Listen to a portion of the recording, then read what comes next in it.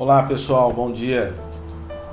Estamos aqui novamente para trazer para vocês a sequência do curso de Teologia Básico gratuito online. Estamos entrando agora na segunda matéria, que se refere à introdução ao Velho Testamento. Vem comigo e vamos juntos estar vasculhando essa matéria.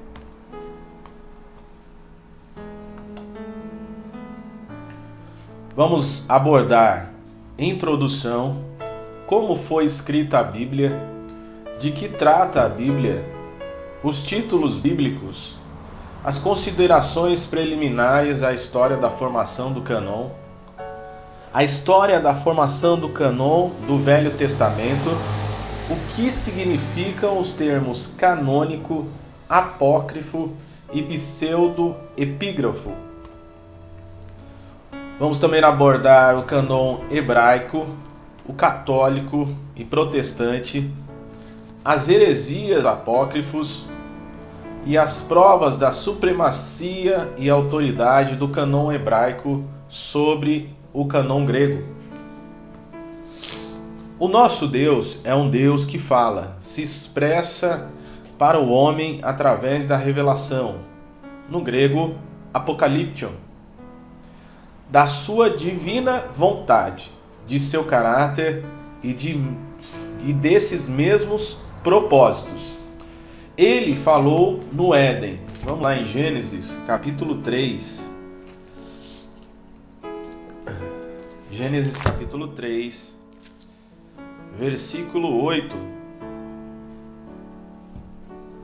Ouvindo o homem e a sua mulher os passos do Senhor Deus, que andava pelo jardim quando soprava a brisa do dia, esconderam-se da presença do Senhor Deus entre as árvores do jardim.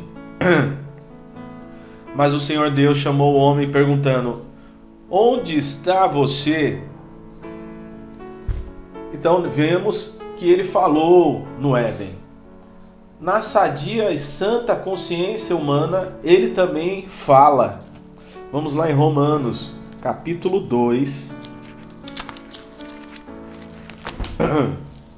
Perdoe que eu estou um pouco resfriado, viu? Romanos, capítulo 2, versículo 14, diz assim: de fato, quando os gentios que não têm a lei praticam naturalmente o que ela ordena, tornam-se lei para si mesmos, embora não possuam a lei, pois mostram que as exigências da lei estão gravadas em seu coração. Disso dão testemunho também a sua consciência e os pensamentos deles, ora acusando-os, ora dendo-os. Ele também fala por meio da própria criação. Está em Salmos, capítulo 19. Então Deus está falando conosco de várias formas. Por isso que a palavra de Deus nos fala que somos indesculpáveis ao conhecimento de Deus.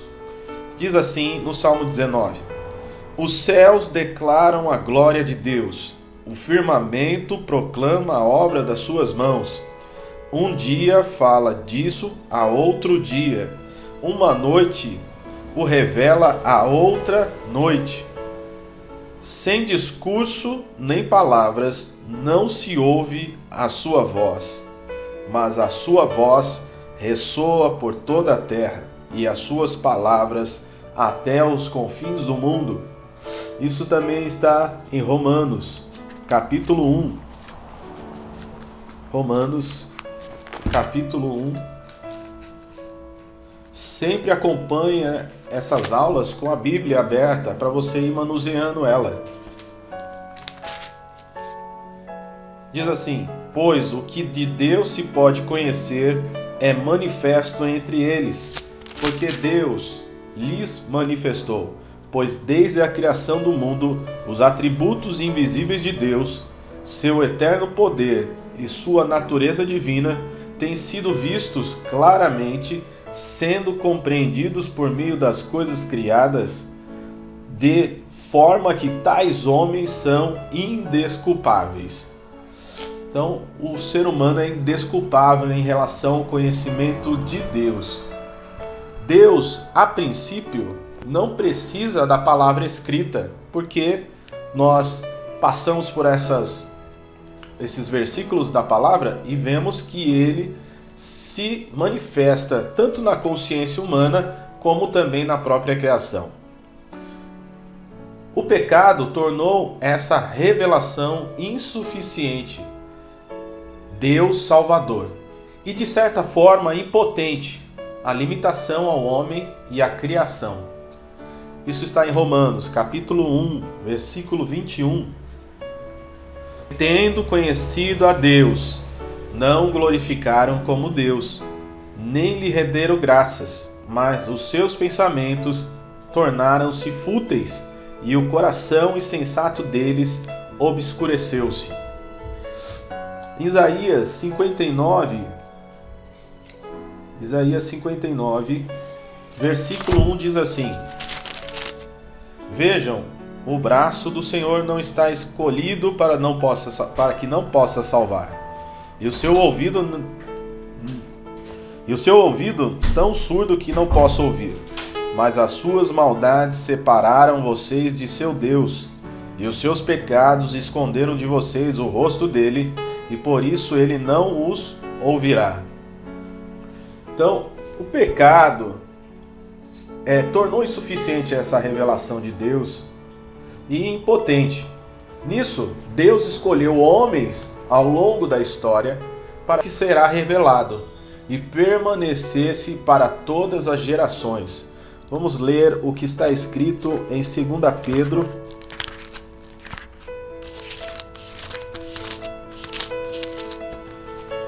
capítulo 1, versículo 21 ao 23. Diz assim: Pois jamais a profecia teve origem na vontade humana, mas homens falaram da parte de Deus, impelidos pelo Espírito Santo.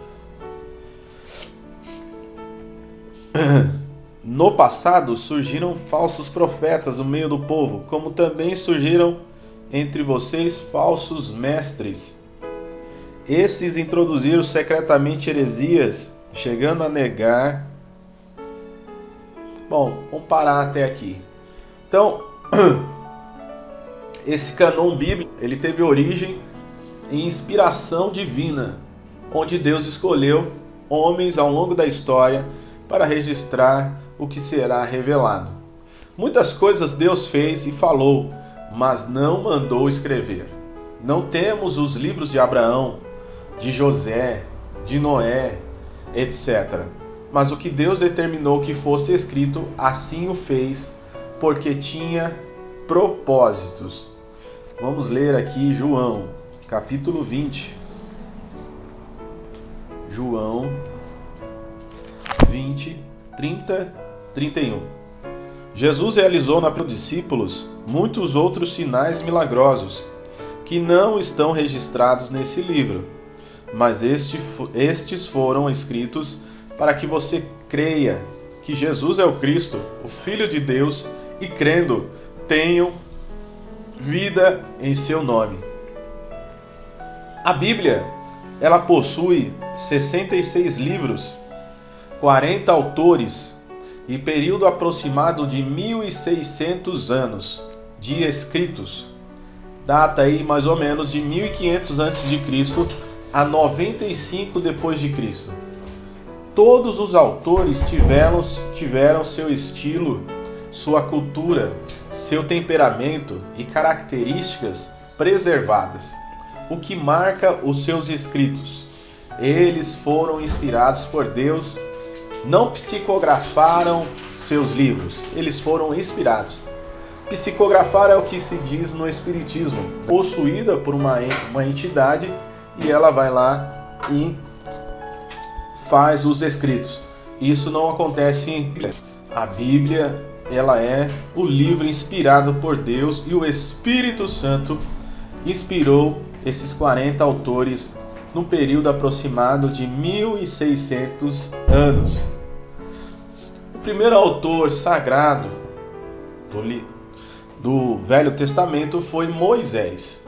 O Espírito Santo inspirou Moisés a formar o Pentateuco. São os 5 primeiros livros da Bíblia.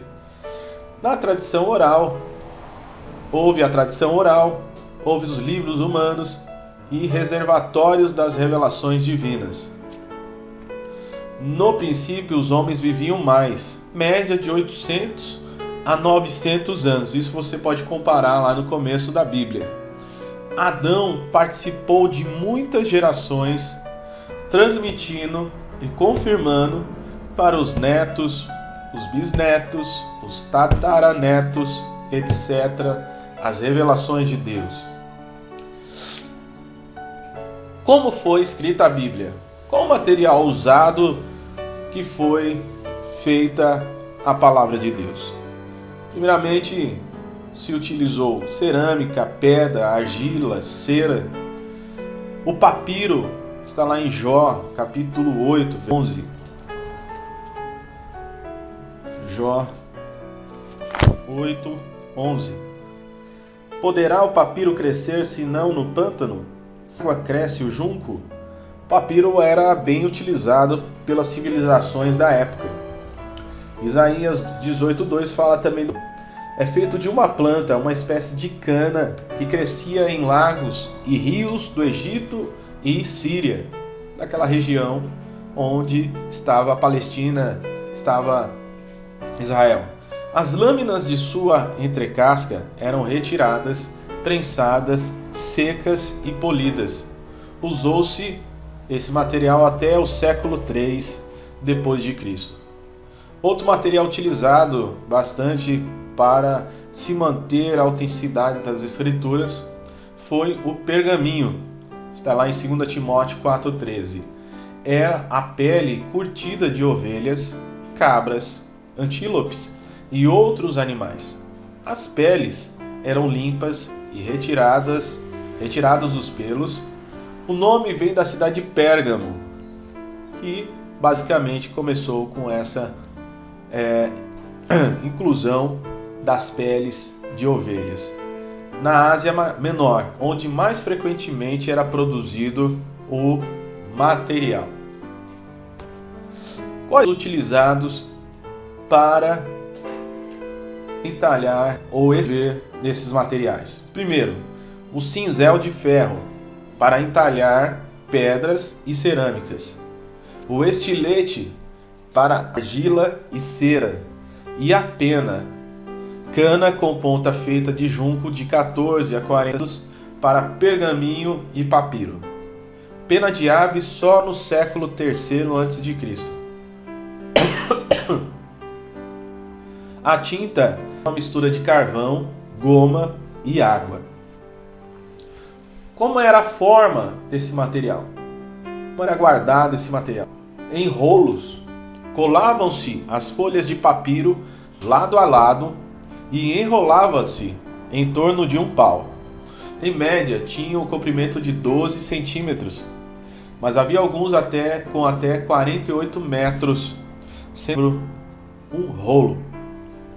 Em geral, eram usados até o século III depois de Cristo. Posteriormente, surgiram os livros ou códices com a arrumação das folhas. Língua. Qual foi a língua utilizada para a confecção do Velho Testamento? Primeiramente, o hebraico era a língua do povo de Israel no tempo da independência, ou seja, antes do cativeiro babilônico. Essa língua é utilizada até hoje, chamado Novo Hebraico, e é uma língua que perdura em 5.000 anos. O aramaico era falado pelos povos da Mesopotâmia e aparece em alguns trechos do Velho Testamento. Isso consta lá em Esdras 4:7 e 6:18, 7, versículos 12 ao 26, Jeremias capítulo 10, versículo 11, Daniel, capítulo 2, versículo 4 a Daniel 7:28. o hebraico começa a desaparecer como língua comum do povo hebreu por volta de 722 a.C. O grego é a língua do Novo Testamento. Tipos de escrita. Uncial, dos mais antigos manuscritos gregos que só usavam letras maiúsculas desenhadas. Minúsculo era o tipo de escrita onde letras pequenas eram conectadas sem espaços entre as palavras. O significado das palavras, que podiam ter mais de uma interpretação, passava tradicionalmente de escrita a escrita com todos os rigores. As vogais só surgiram com os maçoretas em 800 depois de Cristo. Foram incluídas as vogais no Deus, por sua palavra, revela seu caráter, o seu querer, os seus atributos, suas promessas e, sobretudo, o caminho da salvação, em suma, o próprio Cristo. Jesus é a revelação encarnada de Deus. Vamos lá em Colossenses, capítulo 1. Está lá no Novo Testamento, Colossenses, capítulo 1, versículo 15. Ele é a imagem de Deus, do Deus invisível, o primogênito sobre a criação. Isso em Hebreus também cita-se em Hebreus 1, versículo 2. E a Israel, o centro do Novo Testamento é a igreja. Onde está Cristo aí? Na história de Israel. Jesus aparece tipificado, prometido e profetizado. Vamos ler o que está em Números, capítulo 21.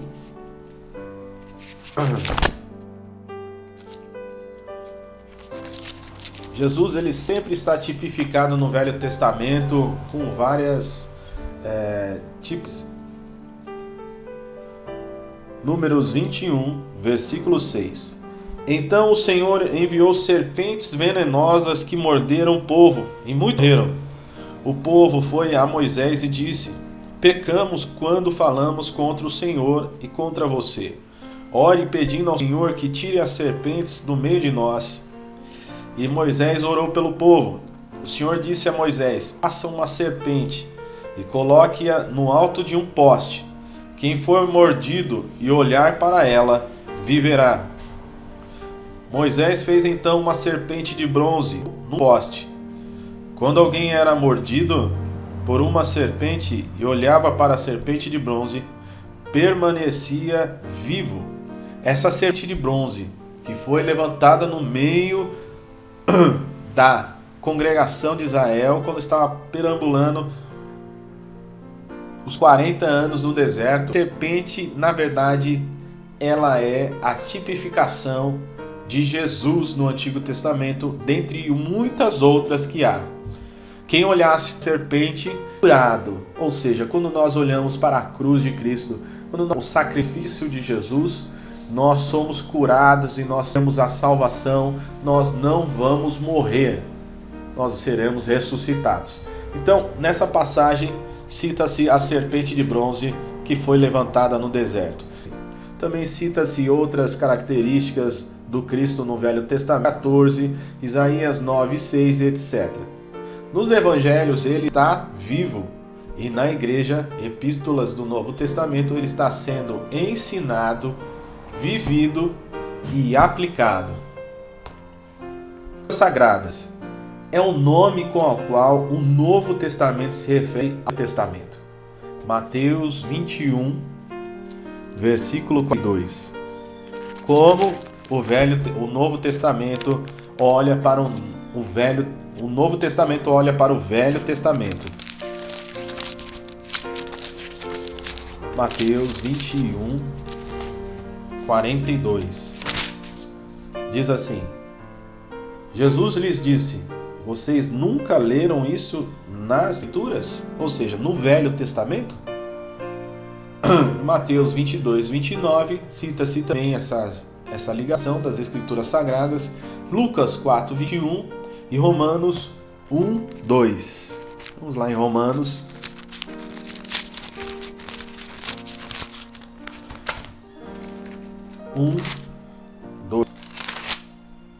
Diz assim: o qual foi prometido por ele de antemão por meio dos seus profetas nas Escrituras Sagradas ou no Velho Testamento. Também é chamada Bíblia. O que significado dessa palavra no grego é elio? E isso nos fala da unidade que há nela, pois é um livro composto de 66 livros. Deriva-se de biblos, que era ou o nome da entrecasca do papiro, plantada para a escrita, ou derivado no nome do porto sírio de onde os papiros eram embarcados para todo mundo que os usava. A palavra grega bia aparece em Marcos 12, 26, traduzida como livro, e no segundo século, as Escrituras já eram conhecidas como os livros ou a Bíblia. Testamento. Testamentum é um termo latino correspondente ao grego diatek, que significa aliança, pacto, testamento ou vontade. Aparece em Jeremias 31, do 31 ao 34. Vamos lá em Jeremias 31,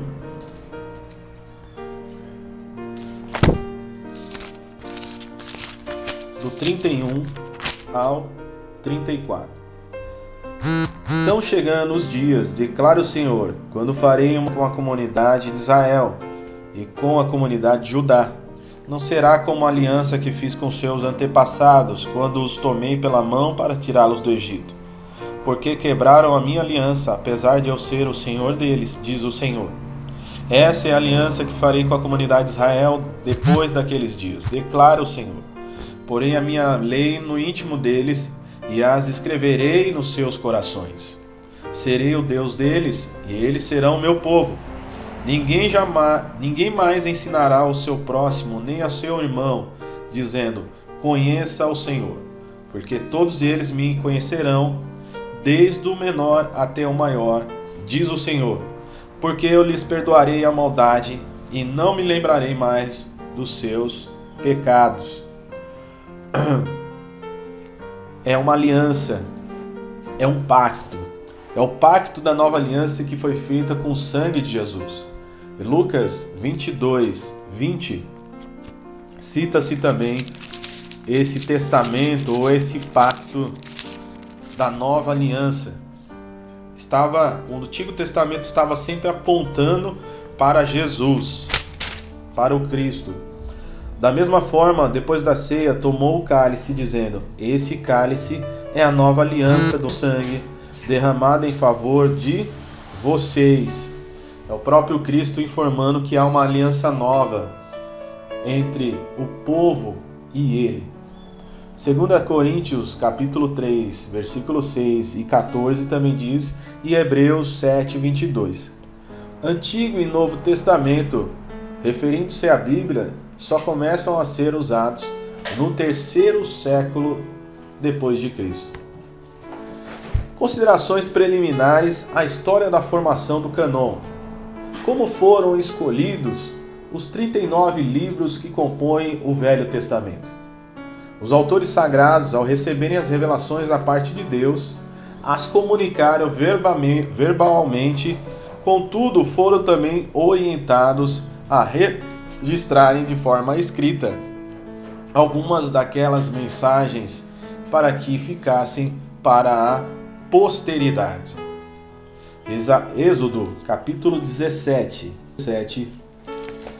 versículo 14, diz assim, depois o Senhor disse a Moisés, escreva isso num rolo como memorial e declare a Josué que farei que os amalequitas sejam esquecidos para sempre debaixo do céu. Então, os autores eles sempre estão recebendo as revelações da parte de Deus. e precisam comunicar verbalmente. Então, tudo foram orientados a registrarem de forma escrita algumas daquelas mensagens para que ficassem para a posteridade. Atos 7:38.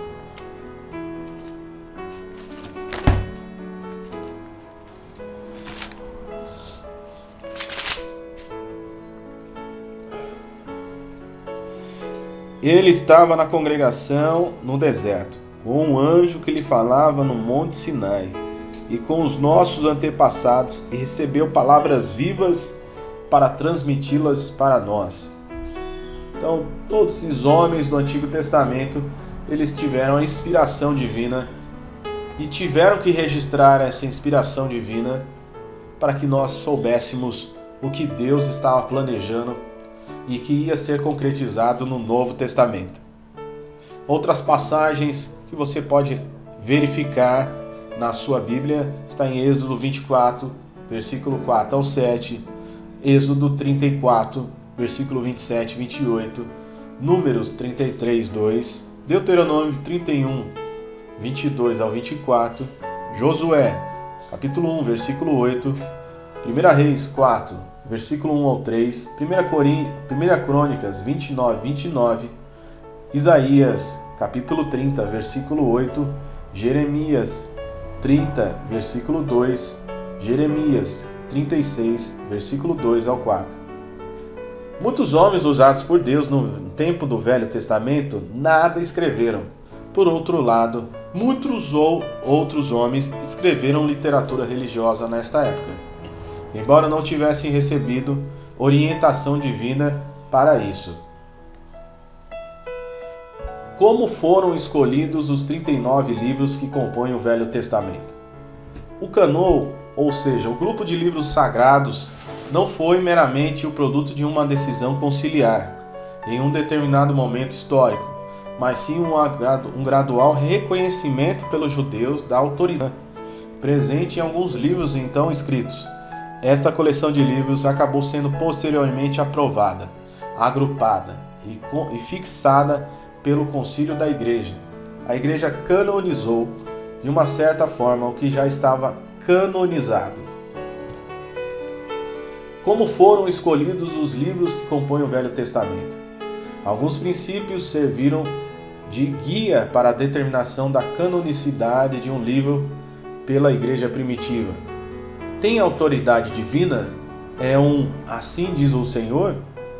Foi escrito por um homem de Deus? É autêntico?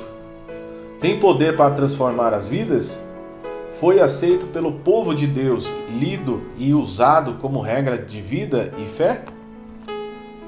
Com certeza, o mais precioso e verdadeiro teste de canonicidade é o testemunho que o Espírito Santo dá à autoridade da sua própria palavra, provocando uma resposta de reconhecimento, fé e submissão no coração do servo de Deus. Os primeiros... Então, nessas condições preliminares, nós vamos estar terminando esse vídeo e na sequência nós vamos estar retomando com os novos vídeos da segunda matéria do curso de Teologia Básica Online gratuito, que é a Introdução ao Velho Testamento. Um grande abraço para vocês, Deus abençoe a vida de vocês e continuem até o final desse curso. Divulguem nas suas redes sociais para os seus amigos, ok? Um grande abraço do professor Alexandre Benevides.